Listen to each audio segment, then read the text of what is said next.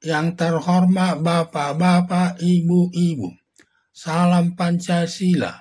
Pada hari Sabtu tanggal 2 November tahun 2024, saya akan mengomentari lewat Jarob Richard jalan untuk membongkar perilaku Hakim Agung yang koruptif.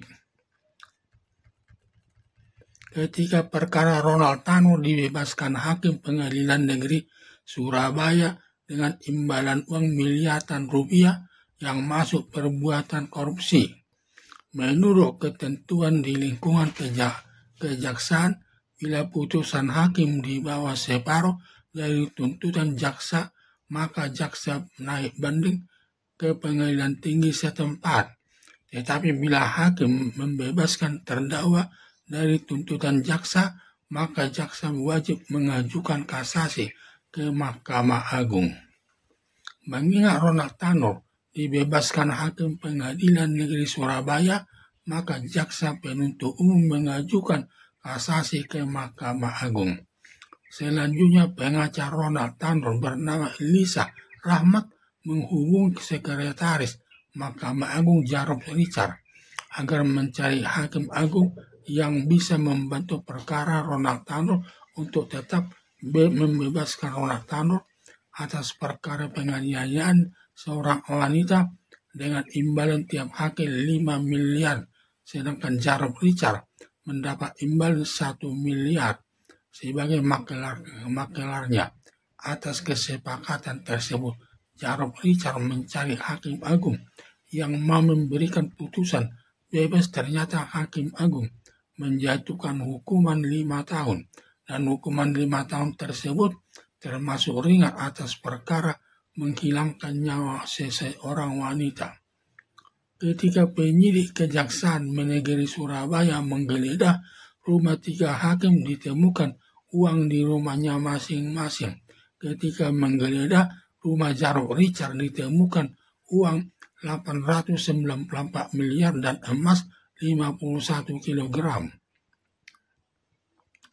Uang sebesar 894 miliar dan emas sebanyak 51 kg di rumah Jarob Richard merupakan hasil pemberian orang yang berperkara kepada Jarob Richard, karena Jarob Richard selaku sekretaris Mahkamah Agung dan semua orang yang berurusan berperkara di Mahkamah Agung harus lewat Jarob Richard, dikenal namanya maklar kasus di Mahkamah Agung.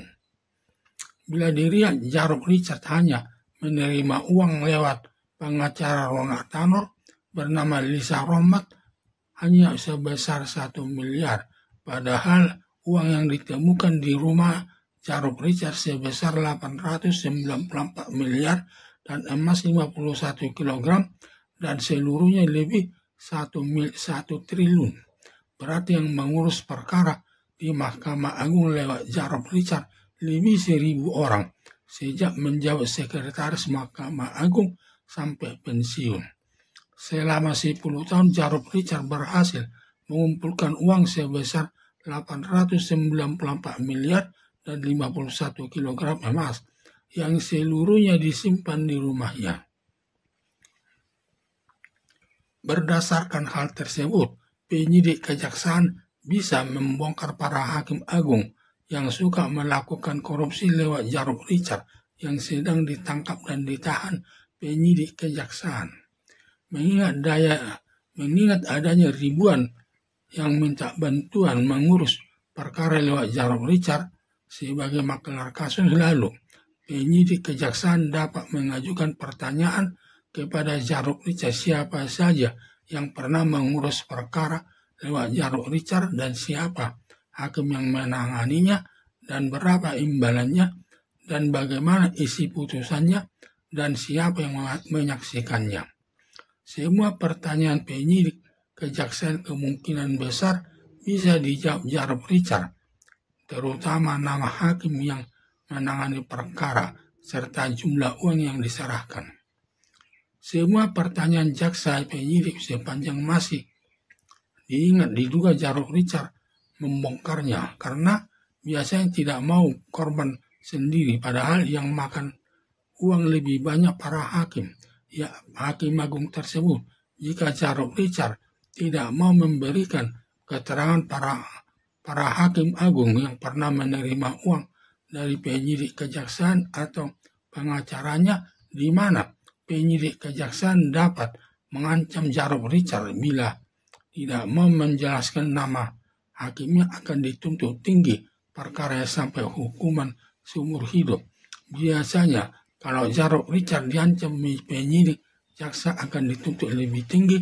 Jarod Richard akan menjelaskan nama hakim yang pernah terima uang dari pemilik perkara lewat Jarod Richard.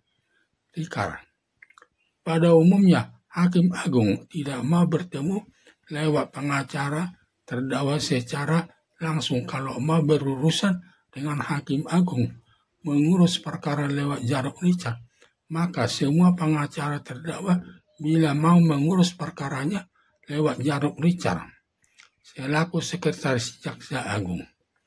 Bila seseorang tidak tersangkut sebagai tersangka, walaupun mengetahui masalah, hakim agung suka menerima uang dari seseorang terkait mengurus perkara, biasanya tidak mau menyatakannya karena bila salah menuduh atas hakim agungnya bisa dituntut balik kepada polisi.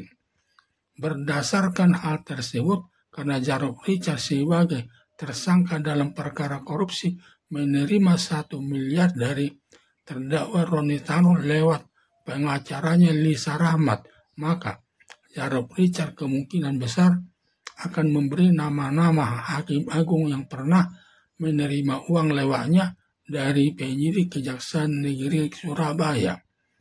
Berdasarkan hal tersebut, bila dilihat jumlah hakim di Mahkamah Agung banyaknya sekitar 30 orang, berarti tiap hakim pernah menerima perkara lewat Jarod Richard lebih 30 kali untuk diselesaikan dengan hukuman seringan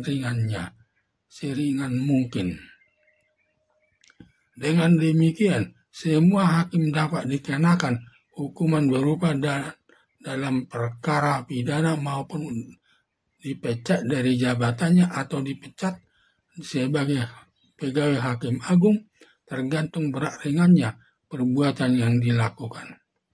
Ada dugaan walaupun hakim agung dikenakan sanksi hukum sesuai perbuatannya sebagai jalan mengganti hakim yang jujur yang ada di Kejaksaan Tinggi seluruh Indonesia untuk mengganti hakim agung yang pernah melakukan perbuatan korupsi di tengah-tengah masyarakat dan diseleksi hakim pengadilan tinggi yang bersih dari perbuatan korupsi untuk mengganti para hakim agung yang terbongkar boroknya lewat Jarod Richard tersebut. Hal tersebut dapat diterapkan kepada setiap lembaga pemerintah bila ada seseorang sebagai makelar untuk mendapat proyek dari lembaga negara, langsung seseorang makelar tersebut untuk mendapat proyek tersebut langsung dijadikan tersangka. Lalu aparat penegak hukum menanyakan seseorang makelar siapa saja yang pernah dibantu untuk mendapat proyek dan beberapa imbalan pimpronya dan imbalan kepada makelar tersebut, dan bagaimana cara untuk mendapat proyek tersebut dan siapa pihak yang paling menentukannya. Semua pertanyaan yang diajukan penegak hukum juga semua dapat dijawab makelar kasus tersebut dan akan membukanya secara terbuka pihak-pihak yang terlibat melakukan perbuatan korupsi, dan besar kemungkinannya cara koruptor dari satu instansi pemerintah akan banyak yang terbongkar turut melakukan perbuatan korupsi tersebut. Karena makelar tersebut tidak mau korban sendiri dihukum, sedangkan para menteri dan para pimpinan proyek yang terlibat makan uang korupsi jauh lebih banyak akan disebutkan nama-namanya untuk ikut ditindak lewat hukum di tengah dengan tuduhan melakukan perbuatan korupsi yang merugikan uang negara, melanggar pasal 2 Undang-Undang Nomor 19 Tahun 2019 tentang pemberantasan tindak pidana korupsi. Ancaman hukumannya berupa hukuman mati, hukuman seumur hidup, dan hukuman badan maksimal 20 tahun. Mengenai berat dan ringannya hukuman para koruptor tergantung pertimbangan hakim.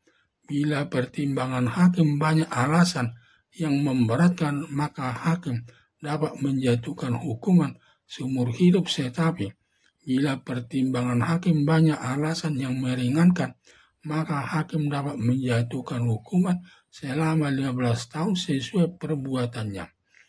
Harapan saya Jarod Richard selaku Sekretaris Mahkamah Agung sangat tepat dijadikan sebagai tersangka yang dapat digunakan penyidik Kejaksaan Negeri Surabaya untuk membongkar semua hakim agung yang pernah menerima perkara lewat Jarod Richard untuk diselesaikan hakim agung sesuai kehendak terdakwa yang sudah tersedia uang yang cukup banyak untuk diberikan hakim agung tersebut, dan termasuk jasa Jarod Richard sebagai makelar kasus, dengan harapan agar ke depan semua hakim agung bersih dalam menyelesaikan semua perkara korupsi dan perkara lainnya sesuai keinginan masyarakat demi terwujudnya penegakan hukum yang adil di tengah-tengah masyarakat. Sekian dan terima kasih.